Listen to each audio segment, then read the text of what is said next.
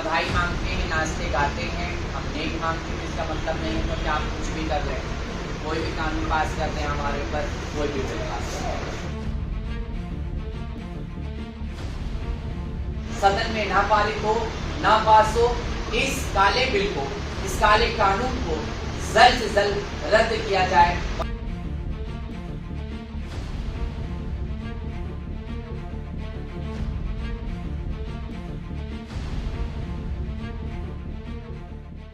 क्या कोई आपकी पहचान तय कर सकता है? क्या आपका जेंडर, आपका अस्तित्व अब आपके हाथ में नहीं रह गया है?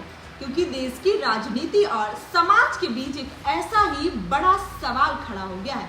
और आपको बता दें कि देश के संसद में पेश हुए एक नए संशोधन ने ट्रांसजेंडर पहचान को लेकर नई बहस छिड़ दी है। लोकसभा में 13 मार्च को पेश हुआ ट्रांसजेंडर व्यक्तियों के अधिकारों का संरक्षण संशोधन विधेयक 2026 अब विवादों के केंद्र में है, क्योंकि संशोधन का सबसे बड़ा और संवेदनशील पहलू है जेंडर सेल्फ आइडेंटिफिकेशन, यानी स्व पहचान को मान्यता न देना। यानी अब तक जो अधिकार किसी व्यक्ति को अपनी जेंडर पहचान खुद तय करने का था, वह इस प्रस्तावित कानून में कमजोर या खत्म होता नजर आ रहा है। लेकिन इस पूरे विवाद को समझने के लिए हमें थोड़ा पीछे जाना होगा। साल 2014 में सुप्रीम कोर्ट ने राष्ट्रीय कानूनी सेवा प्राधिकरण यानी नालसा जजमेंट में ऐतिहासिक फैसला सुनाया था, जिसमें इस फैसले में ट्रांसजेंडर व्यक्तियों को तीसरे जेंडर के रूप में मान्यता दी गई और सबसे अहम, हर व्यक्ति को अपनी जेंडर पहचान खुद तय करने का अधिकार भी दिया गया।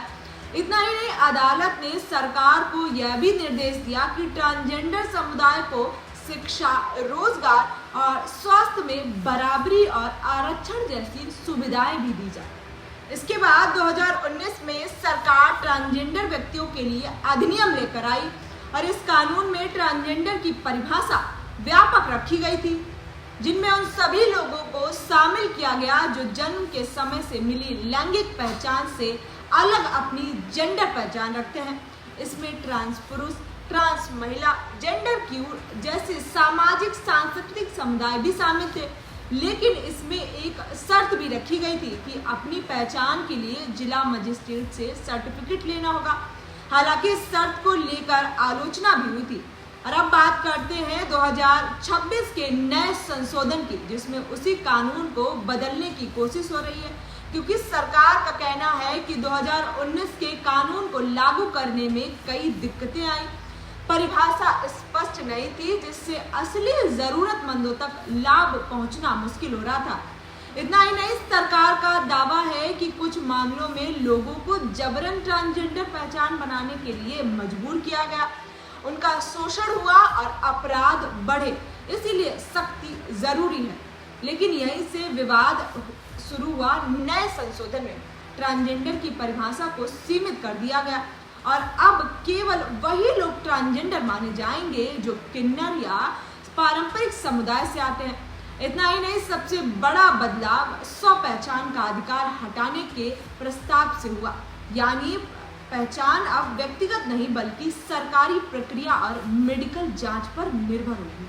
और आपको बता दें कि इस बदलाव के खिलाफ देश भर में ट्रांसजेंडर समुदाय में गुस्सा है। दिल्ली, मुंबई, पुणे, हैदराबाद और बनारस जैसे शहरों में विरोध प्रदर्शन और प्रेस कॉन्फ्रेंस हो रही हैं और समुदाय के लोगों का कहना है कि यह संशोधन उनके अस्तित्व पर सीधा हमला है। साथ ही उनका आरोप है कि बिल की भाषा उन्हें संदिग्ध और अपराधी के रूप में पेश करती है। साथ ही आपको बता दें कि इसी के चलते बनारस में भी ट्रांसजेंडर समुदाय ने प्रेस कॉन्फ्रेंस की है, जहां ट्रांसजेंडर समुदाय के वक्ताओं का कहना है कि यह संशोधन ट्रांसजेंडर और जेंडर डाइवर्स लोगों की गरिमा, स्वतंत्रता और संवैधानिक अधिकारों को कमजोर करता है। वहीं सालमा चौधरी ने कहा है कि यह तय कौन करेगा कि आप किस लिंग के हैं, मोदी सरकार या पत्रकार। ऐसा कानून जो हमारी पहचान पर नियंत्रण करे या हम नहीं मानेंगे। हम सरकार से इस बिल प्रस्ताव को जल्द से जल्द रद्द करने की मांग करते हैं। पढ़ा लिखा नहीं तो इसका मतलब नहीं है कि आप कुछ भी करें हमारे साथ। हम बधाई मांगते हैं, नाचते गाते हैं, हम नेक मांगते हैं, इसका मतलब नहीं है तो कि आप कुछ भी कर रहे हैं। कोई भी कानून पास करते हैं हमारे ऊपर, कोई भी बिल पास करते हैं। पहली बात तो सबसे बड़ी ये रही कि मैं देश की जनता से ये कहना चाहती हूँ कि ना ही लोकसभा, ना ही राज्यसभा, ना विधानसभा, हम किसी रेस में नहीं हैं। और हमारी बिना कम्युनिटी से पूछे जांचे, हमारे पे बिना रिसर्च किए ये बिल पास कर देते हैं। 2026 ट्रांसजेंडर का बिल पास कर देते हैं और इस बिल में ऐसी ऐसी चीज़ें ले आए हैं जिससे किन्नर समाज की आइडेंटिटी पर बहुत बड़ा खतरा है। खतरा इसलिए है कि सबसे बड़ा जो और अब सबसे बड़ा सवाल यह है कि क्या यह संशोधन सच में जरूरतमंदों की मदद करेगा या फिर एक पूरे समुदाय की पहचान को सीमित कर देगा? क्या सुरक्षा के नाम पर अधिकारों में कटौती सही है? फिलहाल यह विधेयक बहस और विरोध के बीच खड़ा है और आने वाले दिनों में संसद से लेकर सड़कों तक यह मुद्दा और गरमाने वाला है।